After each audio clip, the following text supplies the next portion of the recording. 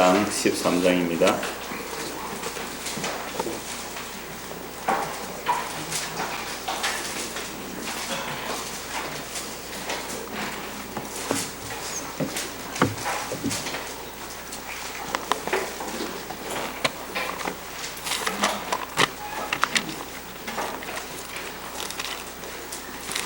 열왕기상 13장 1절에서 2절까지, 열왕기상 13 1절에서 2절까지만 함께 공부하겠습니다. 보라, 그때에 하나님의 사람이 여호와의 말씀으로 말미암아 유다에서부터 베델에 이르니 마침 여로보암이 제단 곁에 서서 분향하는지라. 하나님의 사람이 제단을 향하여 여호와의 말씀으로 외쳐 이르되, 제단아 제단아, 여호와께서 이와 같이 말씀하시기를 다윗의 집에 요시아라 이름하는 아들을 낳으리니 그가 내 위에 분향하는 산당 제사장을 내 위에서 제물로 바칠 것이요 또 사람의 뼈를 내 위에서 사르리라 하셨느니라 하고.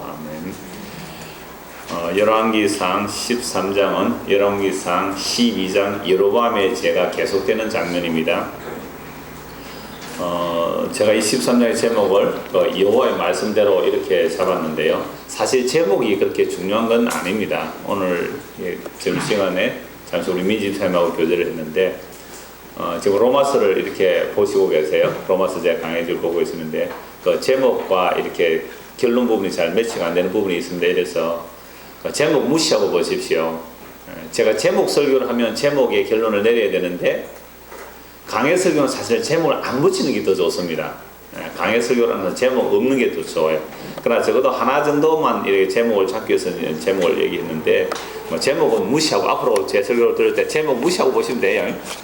그러면 그 성경 본문을 볼 때에는 때로는 제가 제목을 정해놓아도 설교 본문을 설교 준비하다 보면 그 제목도 바뀌는 경우도 있거든요. 그 제목이 그걸 오히려 막을 수도 있어요. 제목 없는 게 더 좋다고 보시면 돼요. 근데 오늘 13장에 제가 보다 보니까 가장 많이 나오는 단어가 여호와의 말씀대로예요. 여호와의 말씀으로, 여호와의 말씀대로. 그걸 중심으로 이제 보려고 하는데요. 자, 여로보암의 죄, 단과 베델에 금송아지를 만들어 세우고 산당을 만들어서 마치 여호와의 성전으로 말했죠. 절기도 비싸게 만들고 제사장 만들어 놓고, 남쪽 예루살렘에 그 성전에 갈 필요가 없다. 왜요? 여기 있는데 뭐 멀리 갈 필요가 있느냐라고 하면서 단과 베델에 그 제단을 만들고 금송아지를 만들고 산당을 만들고 제사를 지내는 이것 자체가 이제 죄가 된 거죠. 이 여로보암의 죄가 뭘까요? 그러면 결국 자기가 왕인데 백성들이 남쪽으로 가서 거기 제사를 가다 보면 자기들 백성들이 10지파가 그 다윗의 지파로 가버리면 자기는 뭐가 되느냐는 거죠. 결국은 여로보암이 단순하게 얘기합니다. 나를 위한 하나님이에요. 나를 위한 하나님. 그러니까 이런 죄는 뭐 여로보암만이 아니라 우리 모두 다 그렇잖아요. 우리 하나님 왜 믿어요? 누구 좋아라고 믿어요? 내 좋아로 믿지 하나님 좋아로 믿는 거 아니잖아요. 그렇죠? 여러분 집에 애완견이 있어요? 네. 누구 좋아하라고 키웁니까? 네. 애완견을 강아지 좋아하라고 키워요? 내 좋아하라고 키워요? 저는 애완견 키우는 사람들 보고 한마디 하고 싶은데, 욕하면 또 뭐 완전 공격하겠죠. 개는 개같이 키워야 되는 거예요. 뭐 개를 머리를 뭐 염색을 하고, 왜 멀쩡한 털을 깎고, 개한테 옷을 왜 입혀요? 개는 개같이 커야 행복한 겁니다. 근데 개는 완전히 기분 좋아하고 막 이렇게 키우고 있잖아요. 하나님이 개입니까? 왜 하나님을 내 기분 좋아하고 하나님을 섬기느냐 말이에요. 개 키우는 거 다 내 좋아하라고 하는 거 아닙니까? 이게 여로보암의 죄예요. 사람들이 예루살렘에 가서 하나님을 섬기는 그곳에 못 가도록 하도록 비슷하게 말이에요. 그 지난주에 비슷하게도 정말 비슷하게. 그냥 가짜가 확 드러나는 것은요, 두렵지 않잖아요.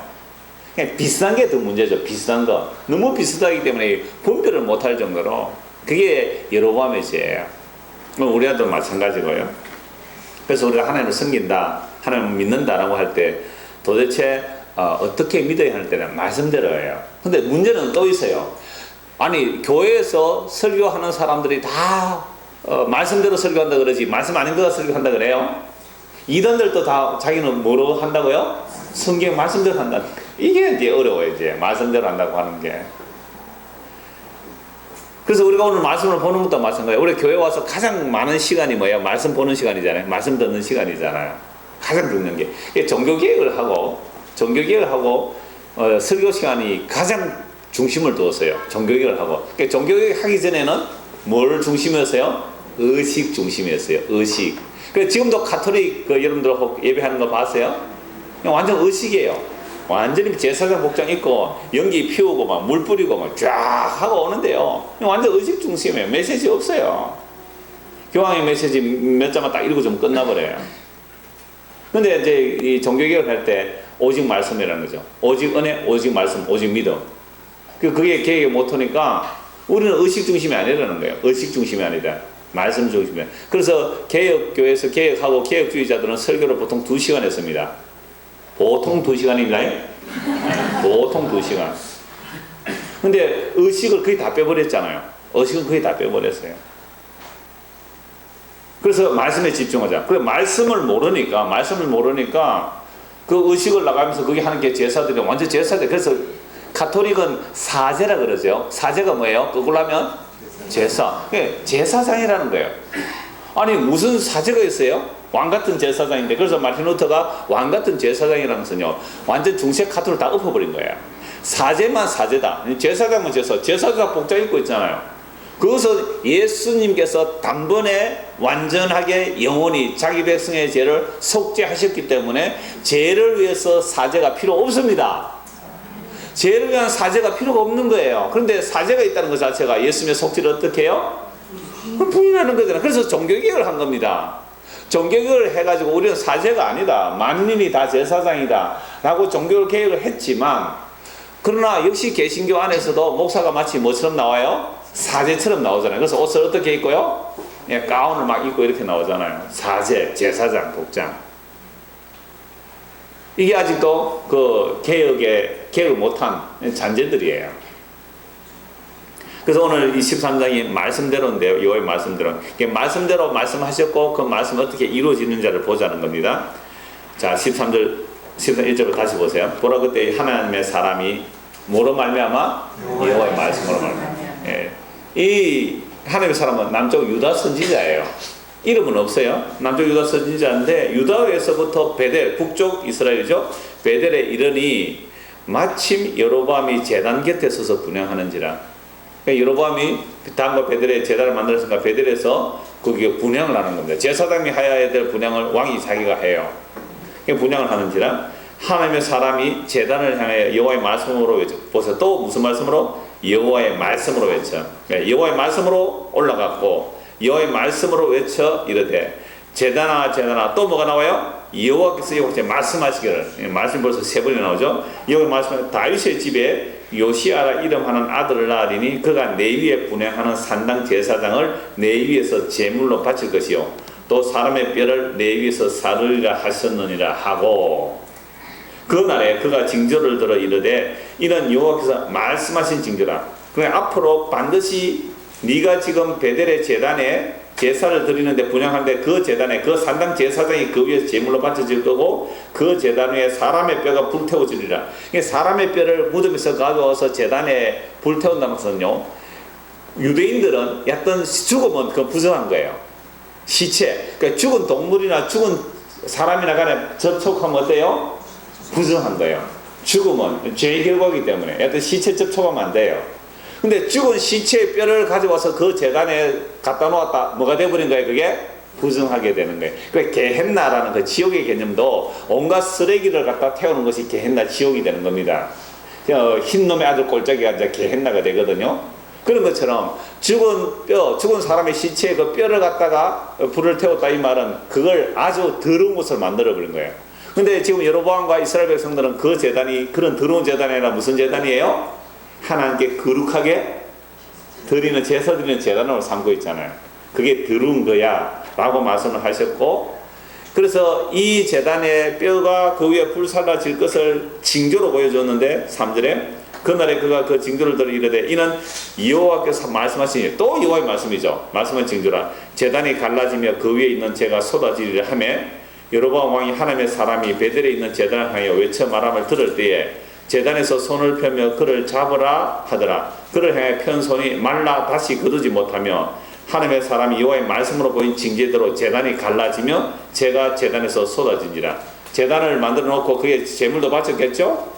그리고 그 제단을 분향을 하고 있는데 하나님의 사람이 딱 여호와의 말씀을 전하죠. 이 제단이 나중에 그렇게 되리라 하니까 이 여러분이 화가 나가지고 저놈 잡아라! 손을 펼쳤어요. 저놈 잡아라 했는데 이 손이 어떻게 해요?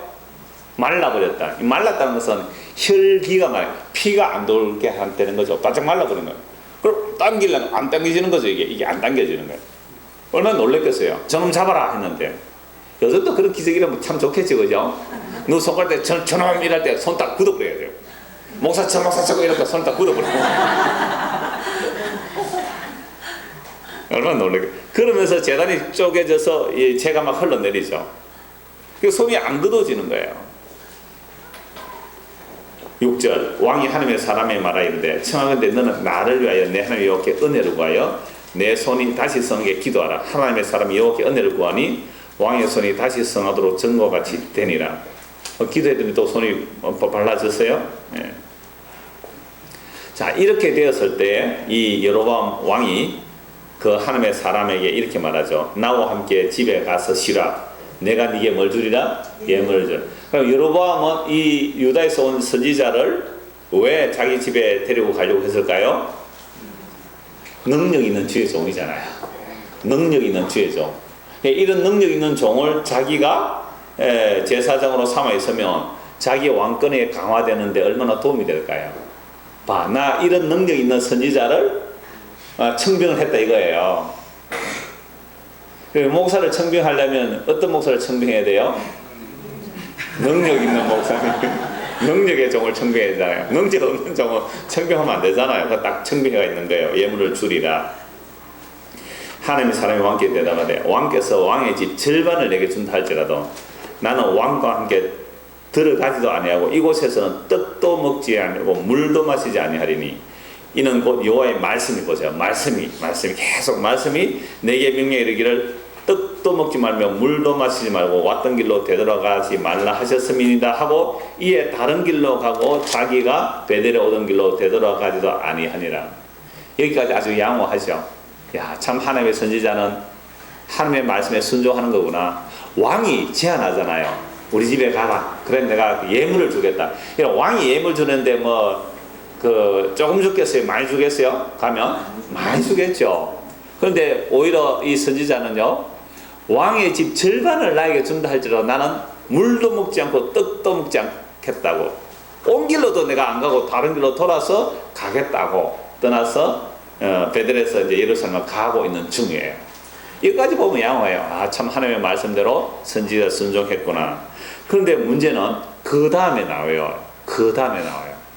굉장히 이제 장문의 내용이 되는데요. 11절부터 그 32절까지가 한 단락이 되죠.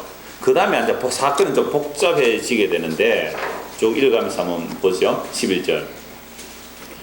베델에 한 늙은 선지자가 살더니, 그러니까 늙은 선지자는 옛날에는 선지 노릇했던 사람 같아요.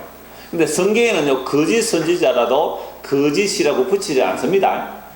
구약의 성경에 나오는 거짓이라고 안 붙여요. 그냥 선지자인데, 이 선지자가 옛날에도 거짓 선지자였는지, 옛날에는 참 선지자였는데 이제는 하나님의 말씀이 임하지 않으니까 그냥 늙어 있는 상태인지 모르나, 사람들은 베델에 한 늙은 선지자가 살더니, 사람들은 그를 선지를 알고 있습니다. 그의 아들들이 와서 이날에 하나님의 사람이 베델에서 행한 모든 일을 그에게 말하고 또 그가 왕에게 드린 말씀도 그들의 아버지에게 말한지라. 선지자가 와서 한 말씀과 그 징조들을 다 아버지에게 얘기를 하죠. 그러니까 이 늙은 선지자가 갑자기 아들들에게 뭐라고 말하죠? 빨리 안장을 지우라는 겁니다. 그리고 안장을 타고 그 하나님의 사람을 뒤따라가는 거예요. 12절. 그들의 아버지가 그들에게 이르되 그가 어느 길로 가느냐 하니 그의 아들들이 유다에서부터 온 하나님의 사람의 간 길을 보았습니다. 그가 그의 아들들에게 이르되 나를 위하여 나귀 안장을 지우라. 그들이 나귀 안장을 지우니 그가 타고 하나님의 사람을 뒤따라가서 상수리 나무 아래에서 앉은 것을 보고 이르되 그대가 유다에서 온 하나님의 사람이냐 대답하되 그러하다. 그가 그 사람이 이르되 나와 함께 집으로 가서 떡을 먹어라. 대답하되 나는 그대와 함께 돌아가지도 못하겠고 그대와 함께 돌아가지도 못하겠으며 이곳에서 그대와 함께 떡도 먹지 아니고 물도 마시지 아니하리니 이는 여호와의 말씀이 내게 이르시기를 내가 거기서 떡도 먹지 말고 물도 마시지 말며 또 내가 오던 길로 되돌아가지도 말라 하셨음이로다. 그가 그 사람이 이르되 나도 그대와 같은 선지자라. 천사가 여호와의 말씀으로 내게 이르기를 그를 내 집으로 데리고 돌아가서 그에게 떡을 먹이고 물을 마시게 하라 하였느니라 하니 이는 그 사람을 속임이라. 이에 그 사람이 그와 함께 돌아가서 그의 집에서 떡을 먹으며 물을 마시니라. 이 그 늙은 선지자가 속였다고 하니까 이래서 그 선지자 아니겠냐 할 수도 있는데 이 늙은 선지자가 이 유다의 선지자를 이렇게 말해서 자기 집에 가서 떡과 물을 먹게 한 것은 왜 이렇게 했는지 이유가 나옵니까? 안 나옵니까? 안 나오는 거예요, 성경에서. 이런 것이 좀 우리가 왜 하나님 왜 이렇게 했는지 말씀하셨으면 알겠는데 이 말씀 안 하시는 거예요. 이럴 때는 이제 우리가 뭐예요? 이제 상상도 해볼 수 있고 추측도 해볼 수 있어요. 그럼 왜 이 늙은 선지자가 이 유다 선지에 와서 이렇게 했을까요? 라고 이제 제가 묻습니다. 이럼 어떻게 대답하실 수 있어요? 이 자유예요. 이거는 정답이 없는 거니까. 입에 넣고 말하지 말고 분명히 한 말 해보십시오. 안 그래요? 아니 성공적이잖아요. 지금 남쪽 유다 선지자가 와서 이미 하나님 말씀을 전했고 제단도 깨지고 전했으면 이제 집으로 돌아가죠. 떡도 물도 안 먹고 돌아갔으면 이제 집으로만 가면 되는 거예요. 근데 왜 이 늙은 선지자가 와가지고 그러면 이 사람은 상당히 좀 젊었겠죠. 그러면 늙었다 젊었다 이거 참 재밌는 표현인데 늙은 선지자 그러면 옛날에 한때는 뭐 했던 사람이에요? 선지자 노릇 했겠죠. 그런데 늙었다는 말은 나이가 많아서 늙었다기보다는 여호와의 말씀이 임하지 않으면 선지자가 안 되는 거예요. 선지자는 세습이 안 됩니다. 선지자는 세습되는 게 아니에요. 하나님의 신이 임하면 뭐 역할을 해요? 선지자 역할을 하는 것이고 하나님이 임하지 않으면 선지자 역할을 못하는 거예요. 그런데 이 사람은 이제 하나님의 말씀이 임하지 않아 늙었는데도 사람들은 뭐로 불러줘요? 선지자. 한 번 목사면? 한 번 장로면? 한 번 근사면? 그걸 항존직이라 그러잖아요. 자, 그러니까 아니 선지자라는 것은요 세습되는 개념이 아니라 항존직의 개념이에요. 하나님 말씀이 임하면 그때 선지자, 말씀이 임하지 않으면 선지자 아니에요. 그렇게 보면 돼요. 근데 우리나라는 워낙 문화가 이 동양 유교 문화가 돼가지고 어떤 이 직분을 굉장히 중요하게 여기는데요. 다른 데 가보니까 뭐 명예 집사도 있고 명예 근사도 있고 막 그렇더라고요. 그 우리는 지금 주보에 이제 드디어 장로님, 시무장로님 명단을 바꿨습니다. 현 은퇴 장로님들도 연초에 임명했기 때문에 연말까지는 함께 앉아 이제 뭐 후반기에 이제 당회를 하고 하면 이제 은퇴 장로님하고 이제 시무장로 같이 연말까지는 그렇게 할 거예요. 연말 뭐 예결산도 은퇴 장로하고 현 시무장로 같이 할 거예요. 그렇게 하기는 하는데 다른 교회 같으면요 지금 은퇴 장로님들이 데모를 해야 됩니다. 저한테 데모를 해야 돼요. 왜요? 주보에 은퇴장로 이름 다 빼놨잖아요. 지금 은퇴장로 뺐다고 지금 데모를 아무 말씀도 안 하세요. 우리 장로님들은 왜 그러세요? 아무 말씀도 안 하세요. 자, 그뿐 아니라 외부에서 오신 장로도 몇 분 되시잖아요. 그분들도 저한테 데모를 해야 돼요. 협동장로 이름 왜 안 붙이냐고. 협동장로. 참 복음의 능력입니다. 이거 복음의 능력이에요. 자, 그러니까 이 늙은 선지자인데요. 전에는 이 말씀이면서 선지자라는 것은 항상 죄를 책망하는 역할을 대부분 해요. 죄를 책망하는데 젊었을 때 할 말씀에서 죄를 책망했는데 이제 늙어버렸어요. 그러니까 이게 아닌 걸 아는데 보세요. 이 늙은 선지자가 지금 여로보암이 하는 짓이 뭐예요? 제 추측에 이거 여로보암이 하는 짓이 이거 뭐예요? 우상숭배잖아요. 이게 아니라고 해야 되는데 그 말을 못하면 뭐가 된 거예요? 늙은 거예요. 사람이 늙으면 자연스럽게 보수가 됩니다. 젊었을 때는 진보라고 할지라도 나이 들면 다 보수가 되게 돼 있어요. 제가 금요일 이 말씀 잠시 드렸는데요. 그럼 젊었을 때요, 막 독재 선거 물러가라, 뭐 해라, 막 데모했던 사람들 있잖아요. 늙으면 어떻게 해요? 보수로 바뀐다요. 바뀐단 말이에요. 경기도지사, 지난번 경기도지사가 누구였어요? 지금 경기도지사가 누구예요? 남긴 맞습니까? 전에는요. 김문수 이 사람 젊었을 때 뭐인지 아십니까? 학생운동 한 사람입니다. 근데 지금은요, 보수 중에 보수입니다. 이게 늙은 선지자예요. 성경도 그래 보시면 돼. 이 늙은 선지자라는 말은 그런 개념이에요. 젊은 사람의 말씀에 의해서 죄를 책망했는데 이제 늙어가지고 죄를 책망 못하고 있는 거예요. 그런데 어쩐 남쪽 유다에서 선지자가 와서 죄를 책망하고 표적이 나타난 거예요. 갑자기 정신이 번쩍 들었다고 저는 그렇게 표현해요. 정신이 번쩍 들은 거예요. 그래서 얼른 가서 그 사람을 만나고 싶은 거예요. 저도요, 어떤 목사님 설교를 들어서 방향이 막 복음제의 방향이 되면 얼른 가서 뭡니까? 만나서 교제해요. 정말 만나서 교제해요. 그런 목사님 정말 만나고. 그러니까 이 늙은 선지자가 아니 저런 선지자가 있다니 가서 빨리 가서 자기 집에 모셔서 좀 교제하려고 하지 않았겠느냐 이런 생각이 들어요. 근데 이 사람이 너무 하나님의 말씀에 충만해서 나는 이곳에서 떡도 먹지 말고 물도 마시지 말라 그래서 나는 안 갑니다 하니까 이 늙은 선지자가 뭐라고 얘기해요? 우리가 남이 이 얘기예요. 나도 목사고 니도 목사이냐, 나도 선지자고 너도 선지자, 이렇게 나온 거예요. 그러면서 하는 말이 천사가 하나님의 말씀을 나에게 전해줬다. 그래서 그 선지자 데려와서 너희 집에 와서 떡을 먹게 하고 물을 마시게 하라고 했으니까 나하고 갑시다 하라고 했는 거예요. 그러니까 이 사람의 마음이 왕의 제안은 거절했는데 누구의 제안은 거절 못했어요? 선지자의 제안은 거절을 못했어요. 초록은 동시에라 그래요. 나도 선지자다. 나도. 그러니까 그런가 하고 따라가서 먹는 거예요. 여러분 이런 이야기들을 오늘도 많이 하거든요. 내가 하나님의 계시를 받았는데 권사님, 제가 이제 꿈에 하나님께서 말씀하시는데 권사님 저에게 오늘 차를 한 대 사주갑시다. 제가 전했어요. 어떻게 하세요 이렇게? 아멘. 아니 이런 이야기를 실제로 그 신비주의라든지 직접 계시받는 사람들이 진짜 이렇게 해요. 제가 경기도 이렇게 서울에 이렇게 모임 가보면요, 실제 그런 사람이 있대요. 기도 되게 많이 한다는 사람들 가운데 그런데요, 집사님 제가 기도해 보니까 이걸 집사님께서 저에게 해주라고 하나님 말씀하셨습니다 이렇게 나온다는 거예요. 그러면 여러분들이 그거 아니요 라고 하면 뭐가 없는 사람이 돼요? 믿음이 없는 사람들, 갑자기 하나님 말씀을 거절하는 사람들, 이 거절이 참 곤란하잖아요. 이때 제가 팁을 하나 드리죠. 어떻게 거절할 수 있어요 이럴 때? 나한테는 하나님 말씀 안 하시던데 그건 모르겠고 하나님 나한테는 말씀 안 하시는데 이렇게 말해야 돼요. 하나님 나한테는 말씀 안 하시던데. 그래서 우리가 성경을 정말 똑바로 봐야 돼요. 성경을 똑바로 봐야 돼요. 그래서 이 늙은 선지자가 제안했을 때 이 젊은 선지자가 뭣도 모르고 이제 따라갔어요.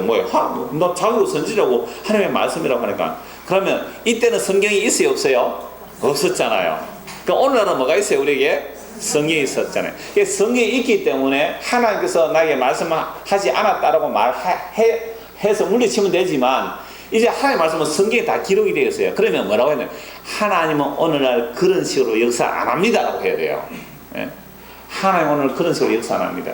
정말로 하나님께서 당신을 도와야 될 필요가 있으면 하나님께서 저에게 감동을 주실 거예요. 그래서 당신이 말하지 않아도 하나님 나에게 감동 주셔서 내가 자꾸만 마음이 그걸로 끌리는 걸 어떻게 합니까? 끌리는 걸 그렇게 일어나야 되는 거예요. 그런데 의도적으로 작전을 쓰는 거 있잖아요. 작전을. 그거 전부 엉터리예요. 그게 거짓 선지자예요. 그냥 잘 분별하셔야 됩니다. 제가 어떤 분하고 이야기하다 그 얘기 했는데 이번에 막 이제 40일 금식 기도하면서 문자를 막 이렇게 보내는 거예요. 40일 금식 기도 중에 막 문자를 보내는 거예요. 내가 이것도 하고 저것도 할 거라고. 그러면 40일 금식 기도하는 사람이 우리에게 문자를 보내서 뭐 요구하면 도와줘야 돼요? 안 도와줘야 돼요? 이거? 그러면 죽도록 놔줘야 됩니다. 그런 식으로 해서 자기가 마치 무슨 대단한 하나님의 직통 계시나 받는 것처럼 하는 것들이 전부 엉터리예요. 그래서 여러분 성경에 이미 우리는 이제 기록된 성경의 말씀에 이 말씀을 통하여 그런 요구를 할 때 이게 여로보암이 죄입니다. 그렇게 하는 사람들이 있죠. 그게 여로보암이 죄예요. 나를 위한 하나님. 나를 위한 기도, 나를 위한 체험, 나를 위한 은혜, 나를 위한 은사, 나를 위한 능력, 전부 그렇게 다. 이게 여로보암의 죄였어요. 그러니까 이 여로보암이 왕으로서 북이스라엘 전체를 베델과 단에 우상 숭배를 하게 만들고 제단을 만들었다. 이 북이스라엘 전체가 지금 무슨 장소가 돼요? 우상 숭배. 그러나 사마리아 그 북이스라엘 땅에는 뭐도 하지 말라. 떡도 먹지 말고 물도 마시지 마라. 뭐 하는 곳이기 때문에 우상 숭배의 곳이니까. 그래서 돌아와야 돼요. 돌아오다가 아침부터 밥도 한 끼 못 먹고 가서 하나님 말씀 전하고 왕과 만나고 거절하고 돌아오다가 얼마나 지쳤을까요? 그러니까 막 상소리 나무가 그늘 밑에 좀 쉬고 있는데 선지자가 와서 뭐라고 얘기해요? 나도 선지자다. 하나님이 나에게 말씀하셨는데 가서 떡하고 물을 좀 먹고 힘을 내서 그렇게 가십시오라고 얘기를 한 거예요. 자, 그래서 그런가 보다 하고 와서 딱 먹는 거예요. 20절. 그들이 상 앞에 앉아 있을 때 여호와의 말씀이 그 사람을 데려 누구에게요? 늙은 선지자가 아니고 갑자기 뭐가 되어버렸어요? 선지자. 아, 그가 말씀이 임하면 선지자예요. 말씀이 임하지 않으면 늙었던 젊었던 늙은 거예요. 예? 말씀이 임하는 거예요. 그래서 진짜 선지자가 이제 되어버렸어요. 이 사람이. 그죠? 늙은 선지자가 진짜 선지자가 된 거예요. 선지자에게 임하니 그가 유다에서부터 온 하나님의 사람을 향해 외치기를 여호와의 말씀에 똑같이 여호와의 말씀에 아까는 거짓말을 했죠. 사실은 그게 왜 그런지 모르지만 이제 자기 정말 하나님 말씀이 임했어요. 여호와의 말씀에 네가 여호와의 말씀을 어기며 네 하나님 여호와께서 네게 내리신 명령을 지키지 아니하고 돌아와서 여호와가 너더러 떡도 먹지 말고 물도 마시지 말라 하신 곳에서 떡을 먹고 물을 마셨으니 네 시체가 내 조상들의 묘실에 들어가지 못하리라 하셨느니라 하니라. 그리고 자기가 데려오고 온 선지자가 떡을 먹고 물을 마신 후에 그를 위해 낙이 안장을 지우니라. 자, 여기까지요. 그래서 지금 하나님 말씀이 이 늙은 선지자가 임하죠. 그래서 바로 선포합니다. 네가 여호와의 말씀을 어기고 떡도 물도 마시지 말라 했는데 네가 왜 먹었느냐? 라는 책망을 받았습니다. 그러므로 네 시체가 네 조상들의 묘실에 들어가지 못하리라고 하나님께서 말씀하셨다라고 하고 안장을 주었을 그 사람 또 떠나게 되는 거죠. 북이스라엘에서 왜 떡과 물을 못 먹고 못 마셨을까요? 여로보암의 죄에 참여하면 안 된다. 여로보암의 죄에 참여하면 안 된다. 그러니까 오늘 우리의 신앙들이요, 무슨 신앙이냐면 아까 제가 처음에 우리가 하나님을 섬길 때 나를 위해 하나님을 섬기냐, 하나님을 위해 섬긴다 할 때 나를 위해 섬긴다 그러잖아요. 그런 신앙에서 탈퇴하라. 그런 신앙과 함께 앉아서 뭐 하더라고? 떡도 먹지 말고 밥도 먹지 말고 차도 마시지 말라 이 말입니다. 근데 여러분 우리는 누구하고 만나요? 누구와 만나 교제해요? 유유상종이잖아요. 유유상종. 그래서 시편 1편을 한번 찾아보고 넘어가겠습니다. 시편 1편. 오늘 이 땅에 다 여로보암 죄악이 가득하거든요. 그래서 성도는 외로워야 돼요. 정말 하나님의 백성은 외로울 수밖에 없습니다. 그러다가 정말로 말씀대로 사는 사람을 만나면 그건 너무 반가운 거죠. 시편 1편입니다. 1절에서 2절 우리 같이 한번 읽읍시다. 시작. 복 있는 사람은 악인들의 꾀를 따르지 아니하며 죄인들의 길에 서지 아니하며 오만한 자리에 앉지 아니하고 오직 율법을 즐거워하며 그의 율법을 주야로 묵상한다. 그러니까 복 있는 사람은 악인들의 꾀를 따르지 아니하는 거죠. 그런데 이 남유다 사람이 늙은 선지자가 말을 하니까 왕의 제안도 거절했는데 늙은 선지자가 제안을 하는 거예요. 야, 우리 같은 선지자 아니냐? 우리가 남이가 우리가 다 경상도 보리문디 아이가. 그러니까 우리끼리 좀 힘을 합치자. 이런 말에 동의를 안 할 수가 없는 거예요. 동의를 안 할 수가 없단 말이에요. 이게 악인의 꾀를 따르는 겁니다. 뭐 그래 벨락이 믿노? 멀리 그까이 갈 거 뭐 있노? 다 우리 그래 이어서 좋은 게 다 하나님 그 하나님이지 뭐 딴 하나님이 어디 있노? 이런 얘기 많이 듣죠? 네. 그냥 그게 악인들의 꾀거든요. 그 꾀를 따르지 아니하고 죄인들의 길에 서지 아니하고 오만한 자의 자리에 앉지 않아요. 그러니까 지금 북이스라엘은 완전히 죄의 길에 빠져 있잖아요. 그러니까 거기서 가서 먹고 마시고 올리지 말라 이 말이에요. 뒤도 안 돌아보고 빠져나오라 이 말입니다. 심지어 사도들이 예수님께서 사도들 복음을 전하게 하셨으면서도 뭐라 말씀하셨어요? 가서 복음 전해가 안 들으면 어떻게 하라고요? 나올 때 쉬는 발에 먼지를 떨어버려. 그게 뭐예요? 너 저주받는다 이 말이에요. 저주의 표현이거든. 옷자락을 털어버려. 아주 무시무시한 말씀이에요. 근데 우리는 늘 누구하고 먹고 즐기기를 좋아해요? 비슷한 사람이죠. 비슷한 사람. 비슷한 사람. 우리 나도 올해 예수 믿어 니도 예수 믿네. 예수 믿다 보니 별거 있더라. 그자? 복음 그런 게 그냥 우리 하나님 믿고 이렇게 가자. 거기에 함께 먹었다가 이제 책망을 받는 거예요. 이건 또 하나의 사인이 되는데요. 다시 열왕기상 13장을 보겠습니다. 이게 또 무슨 사인이 되느냐면 단지